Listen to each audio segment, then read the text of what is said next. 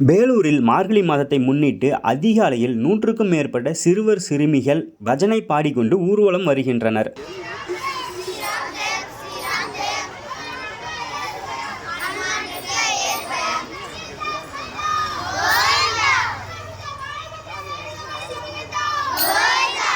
மார்கழி ஆண்டாளுக்கு உகந்த மாதம். டெய்லி ஆண்டாள் காலையில் எழுந்திரிச்சு தலை குளிச்சுட்டு பெருமாளை வழிபடுறாங்க. 30 பாசுரம் பாடுறாங்க. அவங்க என்ன சொல்லியிருக்காங்கன்னா, காலையில் எழுந்திரிச்சு தண்ணி கொண்டு போய் பெருமாளுக்கு சேர்த்துட்டு பெருமாளை வழிபடணும், பெருமாளுக்கு சரணாகதி ஆகணும் அப்படின்றத அவங்க சொல்லி கொடுத்து அதன் வழி இந்த பஜனை நடந்துட்டுருக்கு.